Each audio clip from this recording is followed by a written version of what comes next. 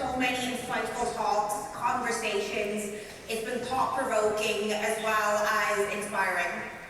And as glad as I am to announce our final speakers for today, I'm also really, really honoured and really appreciative that I've been able to share today with you. So without further ado, I will introduce the last speakers for ShipItCon 2025. Crazy, I know. I really want to say, hey DJ, can you play Save the Best for last? But I won't. So our last speakers for ShipItCon is the dynamic duo comprised of Rob Meaney and Darryn Downey. So Rob Meaney is no stranger to ShipItCon. I'm sure you've seen him a couple of times. I refuse to call him Rob. What I actually usually call him is SpongeBob Test Pants, and I will never let him forget. He always says this to me, he's like, is there anything else? Absolutely not. That is it, that is your name, SpongeBob Test Pants. And is well known in the tech community as well. A tester that leads tough testing and software delivery problems. Rob is the co-founder of Ministry of Test Cork, a systems thinker that enjoys working with people from across the business in pursuit of a shared business outcomes. SpongeBob will be joined by Darryn Downey, an engineering manager over a few teams which he fell into but enjoys helping folks learn and grow. Featured in the worst dressed at Glastonbury Festival 2017 in GQ. If you click the link, scroll all the way to the bottom, you will find him in the photo. He wasn't on the list, but he's in the photo, so you will definitely see him there. He's passionate about removing blockers and empowering teams, described as consistent and a reliable technical help. Similar to our earlier speakers, a true MVP. Guys, I want you to make as much noise as possible, please, for our last speakers for 2025 ShipItCon, Rob and Darryn.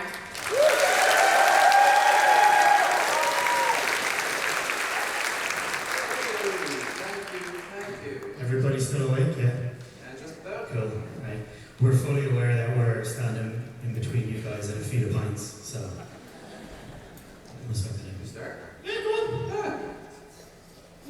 Clickers not working. This is a good start. Fantastic. Oh, shit. Oh, back. All right.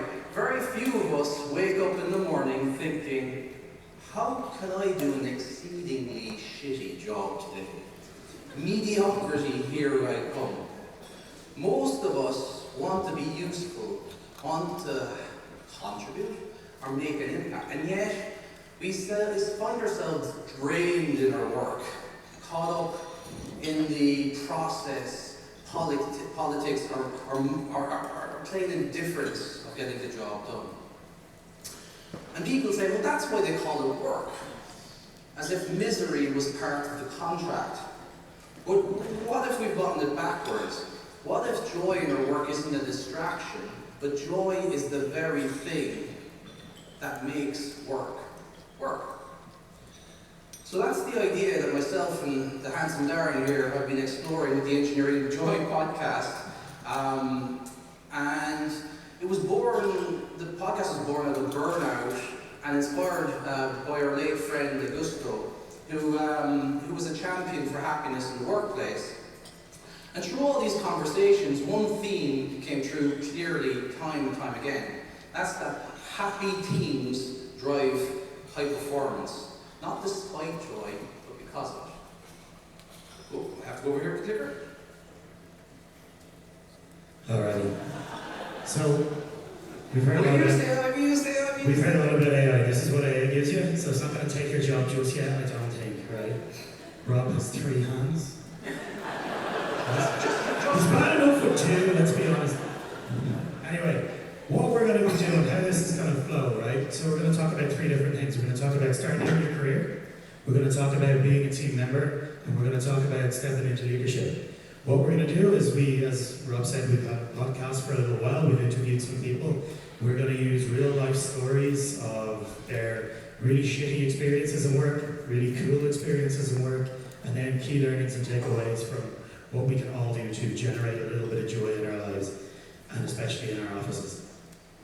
So, some of the people we're going to talk about are actually here today. Oh, shit. Oh, go back. There we go. So the first up is Heather, who's actually sitting over here today. So Heather's first job on the university was delightfully described on Glassdoor as a gulag. it was so stressful that one day Heather found herself in the bathroom vomiting blood. And when she went to her manager, looking to see the doctor, his response was, well, you can't finish till 12:30 because you can only get sick days and half days. And to make things worse, while she was out on sick leave, she got a call from HR saying, you have to return within 3 days or you'll face disciplinary action, despite the fact that she had medical cert, right? And that left Heather with a decade-long fear of taking sick days in work. Something she struggled to get over. And the key lesson here is that inhumane management and policies don't just impact us in the moment. They leave lasting scars that can go on for years and years and years. Oh, sorry. Oh, there we go. Yeah, moving on to Sinead, who had a real toxic CEO. Sinead's awesome, by the way. Google Sinead Walsh. They're a stand-up comedian. They've got a show coming up soon. Check it out. Really, really funny stuff.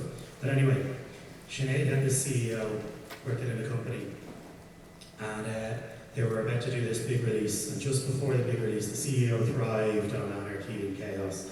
And just before the big release, the CEO decided to completely change the entire business model, which led Sinead and her team at the time to really scramble. They had to work all night, and they did it. They stayed up all night, they got this piece of work done, they got the thing shipped. Happy days. The CEO came in the next morning.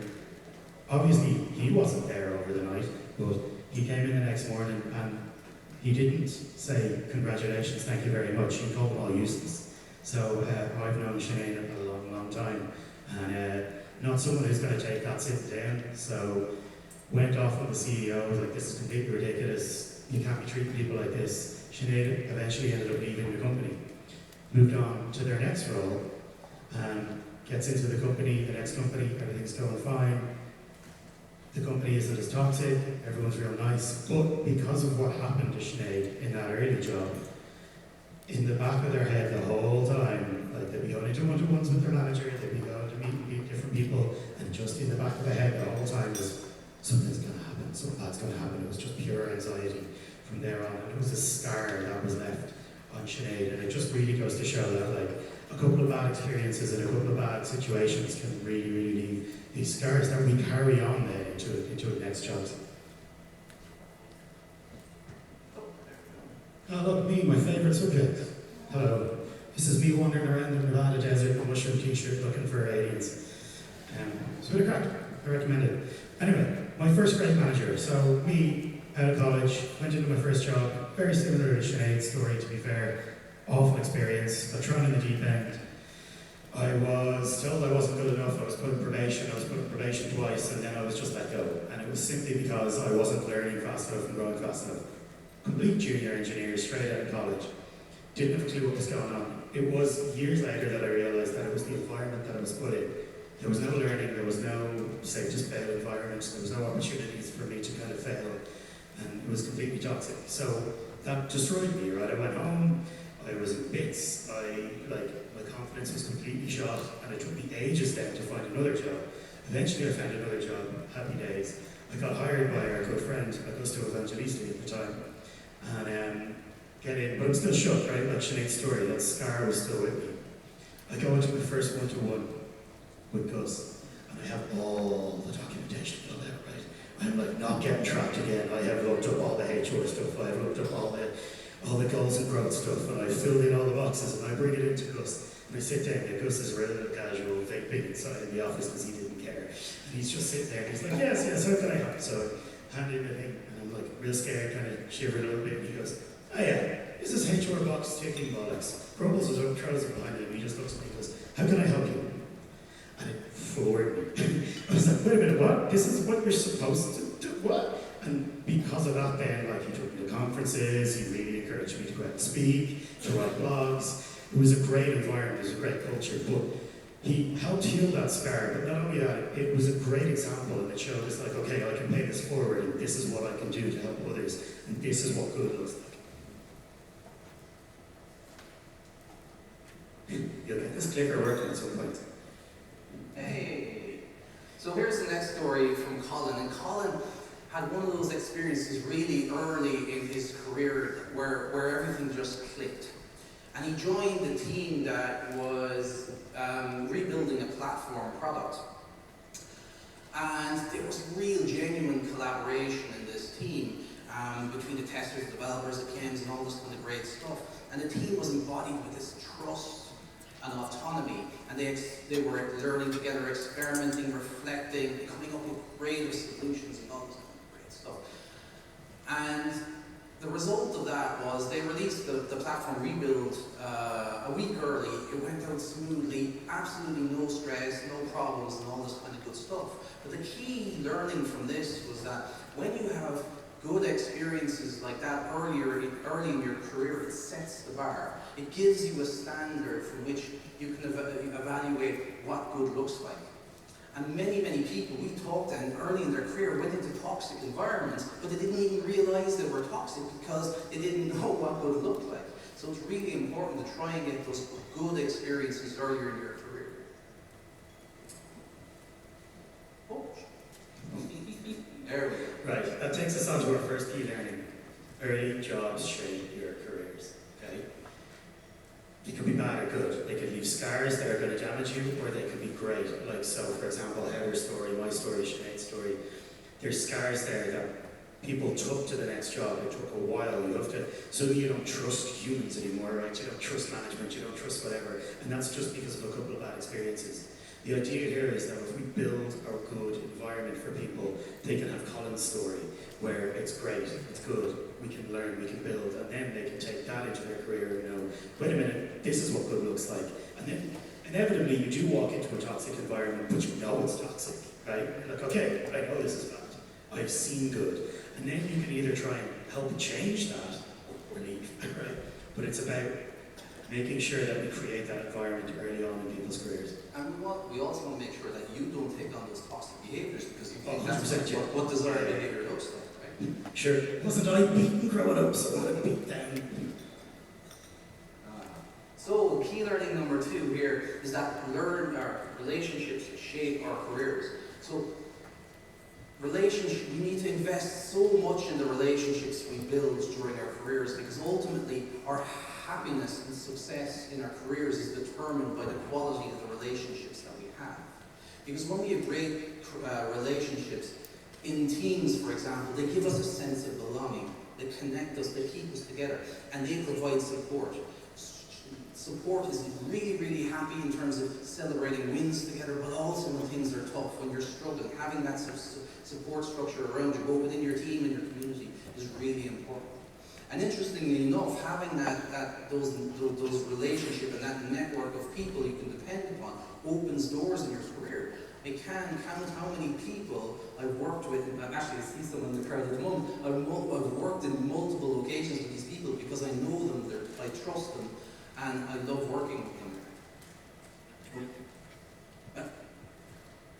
Mentorship, right? This is super important, okay? It helps shape careers, builds confidence, wisdom, potential, all that stuff. But the fun thing about mentorship is when you're younger, you start out, you're looking for a mentor. But as you start going through your career, you become the mentor, right? So if you get into a situation where you had a great mentor and you learned loads, pay it forward. Go be that for somebody else. It's just the best thing. And you know what? It's very rewarding as well.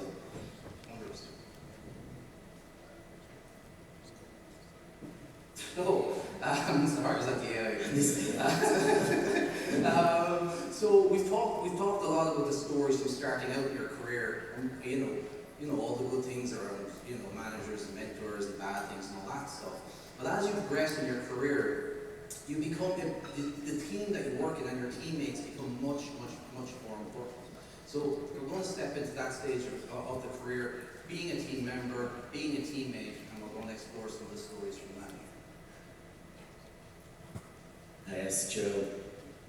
Joe had a really, really bad first time in a leadership role. So Joe was pretty young. I think she was about 26 when she got into a management role, leadership role. But it was all very kind of articulated. In Joe's own words, it was, oh, you're a woman, so come on, we need a woman on the leadership team. You're young, we'll bring you in, and that's it.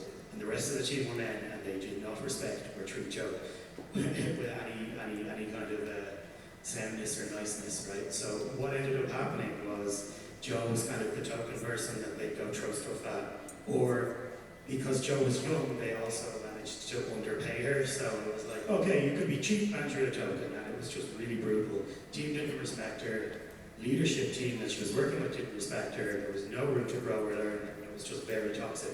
So I guess what the learning there is like, yeah, okay, let's not just try and tick boxes to get things in. We need to actually, when we say we're going to do something, it has to be with respect. We have to train people, and we have to give them an environment where they can actually learn.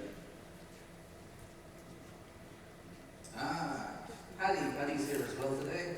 On the blues or something? Is that a thing? No, he's at home. So Paddy's story is really interesting. It was around leadership and their use of incentives. So Paddy works in the recruitment industry, and typically individuals on the team or teammates get rewarded and get bonus individually, and it creates a situation where people are competing with one another and trying to show each other up, right? What he talked about was an experience where leadership created shared incentives for the whole team, and he saw the culture change overnight. He saw the same teammates working together, sharing information, helping each other out, and celebrating wins together. And when one of them, was stumbling or having challenges, the rest of the team rallied around to help that person, because everyone needed to succeed for the team to be successful. And the key lesson that Paddy called out from this is that when leadership align rewards with teamwork, you don't just get high-performing teams, you get teams that genuinely enjoy winning together. Claudio. So Claudio worked in this thriving environment, really super cool. It was like people were happy to come to work in the morning, they loved it. But the reason was because they were allowed to experiment, they were allowed to fail, they were allowed to put stuff out that maybe broke, they were allowed to try new things. It was a massive collaboration, fun environment, right? So what that taught him and what that taught, like, taking into his career further, was this is what we need to do. We need to set up an environment where it's not just rigid structure, where you're working in a feature factory where you're pushing stuff out, but no, and experimentation is something you just build in. It's not a hackathon or once a year, or a sprint where you get to play with stuff for a couple of weeks. No, it's you continuously built it in, and it's like they were enabling new stuff. But you know what? With all this AI crap, it's much easier to do it now, right? Are we experimenting with that kind of stuff on a day-to-day basis? This is the stuff Claudio learned, and yeah, it worked out real well. But it wasn't just that it worked out well for the people on the team. The software was awesome. And it's back to your point, as you're always saying, Rob, happy people produce happy software. I'll give you that one, right? I don't give you much. Thanks, Pat. So key learning number 4 here is that competition is toxic for teams. So when you have teams where the individuals in the team are competing, or they're rewarded for individual contributions, that sets things up in a very negative way, right? Because you're not looking to help each other to succeed, and it's a negative cycle essentially. Whereas when leadership sets up incentives around collaboration and encourages, one of the principles I talked all the time is the team is the unit of delivery. We succeed when we fail together, right? So if you look at the team as the unit of delivery and you celebrate collaboration, that collaboration builds trust. It builds those relationships and those bonds that I talked about earlier. And again, it creates that support that you need to get you through both the good times and the bad times. And ultimately, it creates teams of people that are happy, that enjoy working together and create better software as a result.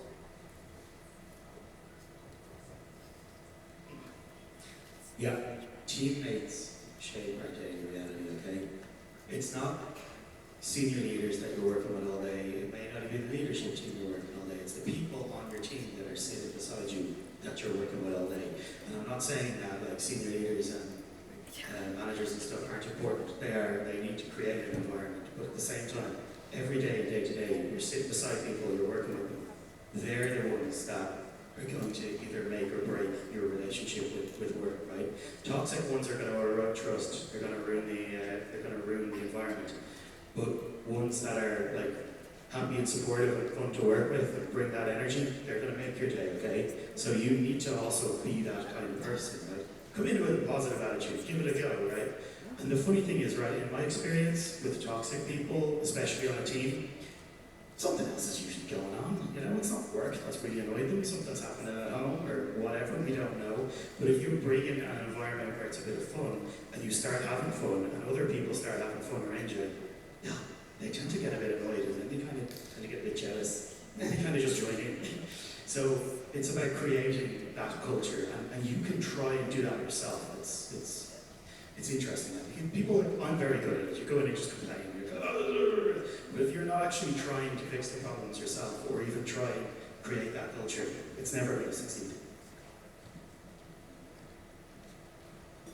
So we're moving on again. Sorry, but that was really bad. It's really bad, isn't it? That's terrible. It doesn't even look like I'm this. not that good. So now we're moving from this idea of being, teammates or team members towards leadership. And as you progress in your career, you go from experiencing the culture to being the one that shapes it. So like often in leadership positions, it's the things that you do and say every day that have a ripple effect and not just impacting the product itself, but they impact the experience of what it's like to be a part of the team. Michelle, she's here. Where are you? Oh, yeah. Yeah. So obviously we saw Michelle speak earlier. Great talk. Thanks. Well, Michelle made me change the slide. I showed it to her beforehand, and it was first management role. And Michelle was like, "No, change that to leaders, because we lead people, we don't manage people."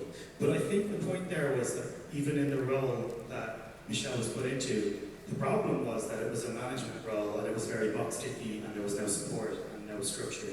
And it was very much, what is the office space, TC? TPS program? Yeah, TPS reports. It's very much like that, hey, if you got anyone who's under 30, I'm going to do a crowd, you're in here somewhere, aren't you? Yeah. Have you seen Office Space? Now, watch Office Space, really, really good. And the sad thing is it's still relevant now, which is ridiculous, but check it out. But the point is, that was a management role where you're just kind of going in being like, hey, if you tick the boxes, have you done this thing? You're, knocking off on holiday requests and that kind of thing. But it's more than that, right? A leadership role is you're trying to build an environment where people can grow as a team and succeed and learn and become kind of better individuals and better at their job. So it's not just box ticking, was basically what Michelle learned. So this story is from Jose. And Jose was a test manager working for a bank. And he approached senior leadership in the bank at one stage to outline how the software wasn't ready to release. It was too immature to release. The senior management of the bank ignored him and pushed them to release it. They released it, and it failed. And guess what happened when it failed? The senior leadership turned around and started screaming at the staff, and it turned the culture completely toxic, where there was a really deep fear in everyone. So rather than focusing on doing good work and developing a great product, they started to focus on covering their arses, primarily, right? And what this taught Jose is that senior leadership's ego and arrogance not alone destroyed their ability to deliver, it eroded any trust that they had in their people, and it completely set up those teams for failure. Fernando. He's not here. We wish he was here. He's famous at this stage. Yeah, Fernando's class. The editing I have to do for that episode of the podcast, just saying, he's got some funny stories. But anyway, Fernando considers himself to be a shit umbrella for his team, and that isn't an umbrella that's shit, right? That's an umbrella that blocks the shit, okay? Just let's clear that up, right? So, what his story was, what happened was he's just kind of cavalier attitude to holidays, it's your holiday time, take it whenever you want, right? So that's fine. One day he realized, oh shit, next week, everybody's off. There's no one here to support this. So Fernando, being the legend that he is, cancelled his own holidays and came in on that week to support, and everything was fine, right? He didn't want to have to remove anyone. But he's gone to battle with HR for people. Is that anyone from HR in here? Cool, safe space. He's gone to battle. He's gone to battle with HR for his people. He's really like made sure that they do not know the bullshit that goes on in certain areas. And the cool thing about that is when Fernando needs him, because they trust him now, so when Fernando needs somebody to do something for him, it's like, hey, can you do this extra thing? They have no problem with it. They know what he's doing. There's a really good relationship there, and you know, they're like they've become very close, and he can just be like, hey, look, I know this is a bit shitty, but this happened. Can you fix it straight away? They'll be like, yeah, no problem, Fernando. That episode's well worth a listen, to be honest. He's a very funny man. So Jose gets a second mention here. So Jose has another story, but this time it's from later in his career. So he's a CEO, and he also is the organizer of a conference called Agile Testing Days, which is a conference that both myself and Darren have been at on numerous occasions. We're never together. No, thankfully. Yeah, so thankfully for really all good thing. Really good thing. So Jose talked to us about Agile Testing Days and about how he didn't bring individuals, he brought whole teams along to Agile Testing Days so that they could learn together, build relationships and bring that back. And when he was working with his team and with the speakers for the conference, he actively sought out new ideas, especially the crazy ones, because that's where innovation happens.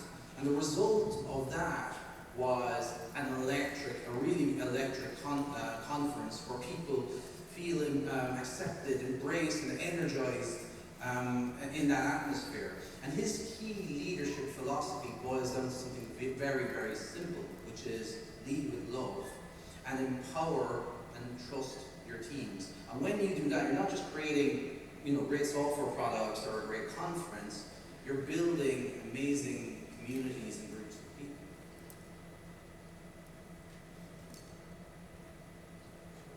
So, number 6 on our key learnings, right? Great leaders create safety, fuel learning, and model vulnerability. I think the last one is probably the most important, right? As a leader, it's really important to put your hand up and be like, yeah, I don't have a fucking clue how to do that either. But, we can figure it out together. Or, yeah, I'm also having a bad week, this is happening. But the more I've found with people anyway, the more you open up and just be like, listen, this is what happened to me in my life. They're going to open up to you. And then you get into a situation, especially in some one-to-ones, where people will come and say, look, I'm having a bad week, this is happening, can we do this? And because you end up building that trust and relationship and forming those kind of bonds, it makes life much, much easier, it makes the environment much nicer, and everyone's just kind of happier at work, right? So I think that's super, super important. So from my perspective, great leadership is all about people, not getting tasks and not delivering work. It's not about micromanagement, right? It's about, as I said, connecting with people, caring for people, and empowering those people. So like great leaders, they treat people like adults, right? They assume positive intent. They care about people's well-being, and they care about their careers, not just on their output and what they're delivering. And great leaders, again, they lead with context and purpose. They outline what we're trying to do, or what we're trying to achieve, and why we're trying to achieve it, and they give their teams the freedom and the autonomy to figure out how we're going to achieve that. So as I said, great leaders lead with context and care, and empower with trust and autonomy. All right. I look like Rory Best in this one. Yeah, you do, yeah. It's the one that looks most like us, in fairness. Yeah. Anyway, this is the last bit, right? I promise we're nearly done, right? So, from stories to takeaways, right?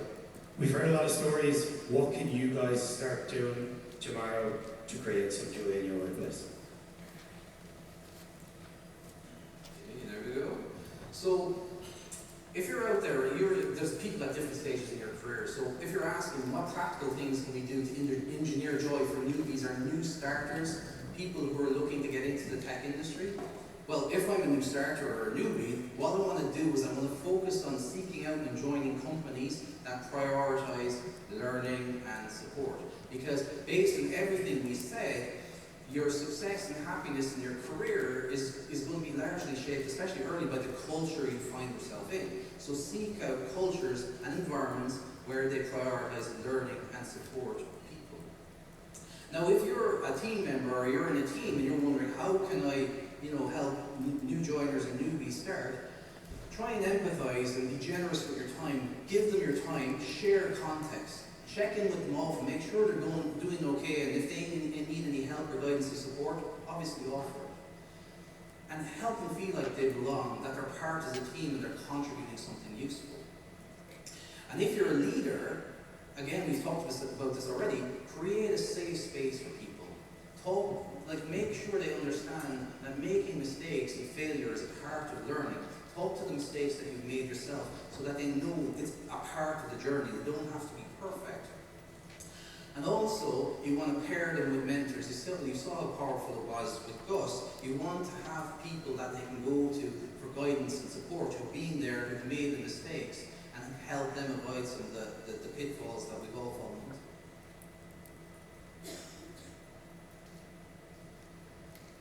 Right. How do we create some joy in teams? If you're a new starter, you're new in the area, you're new in the team, make sure the onboarding stuff's right, Bring some positive energy and ask for help, right? And not the jaded old people like us, right? No, yeah, 100%, yeah. Come on, ask for help. Get in there. It's okay to do that, and make sure that you know it's okay to fail, right?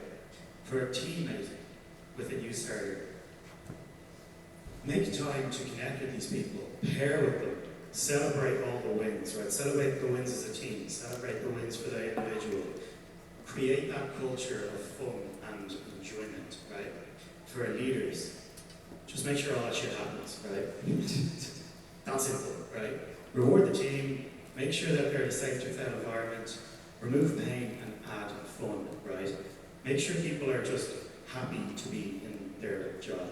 Because I think anything that we can do can be made a little bit more enjoyable, yeah, a little bit more fun if you just simply try.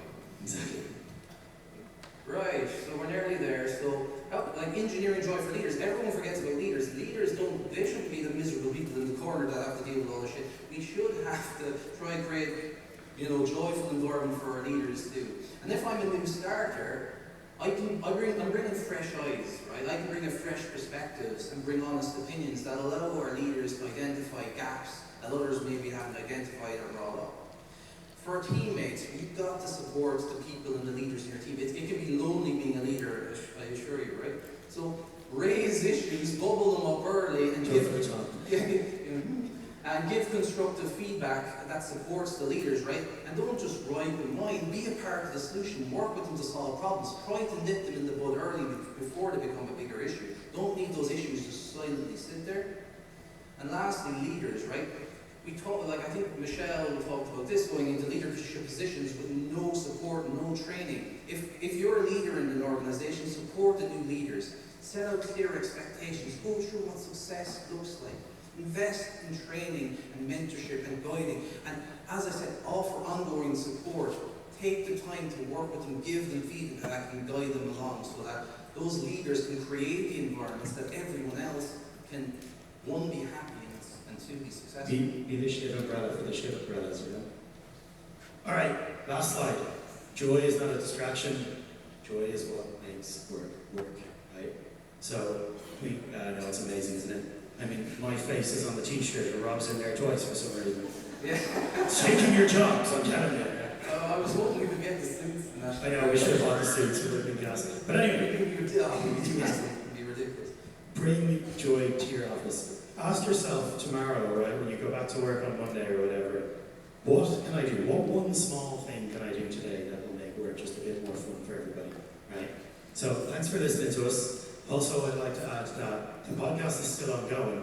If you think you'd have a bit of crack and you've got some stories to come tell us, come up, talk to us afterwards, we'll sort that out. If you know anyone that you think could be a bit of crack, send them our way. We'd love to interview you. It's a bit of fun. I'm going to leave the last word to Rob because you'll have the last word. I'm prepared, so thanks very much, everyone. And as I said, do your best to go away, go back to work, and try and create little moments of joy in your teams. Those little moments, those little actions every day accumulate, and life's too short to be fucking miserable. So go out there and try and enjoy yourselves. It's true. Thank you very much.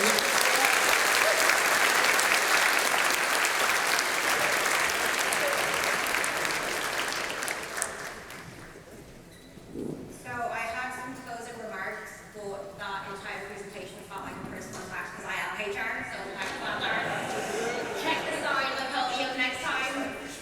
Check the side of the podium next time. We're not your enemy, okay? We have a job to do. We got bills to pay, got kids to feed, okay? No, but seriously, guys, thank you so much for closing out ShipItCon for 2025 and dropping the final golden nuggets. The dynamic duo. So I do hope you've enjoyed today's speakers with our lineups and soaked up all the knowledge and wisdom that was shared today. So before I go on to my concluding speech, my final remarks, I am going to ask for Tom and Claire to join us on stage.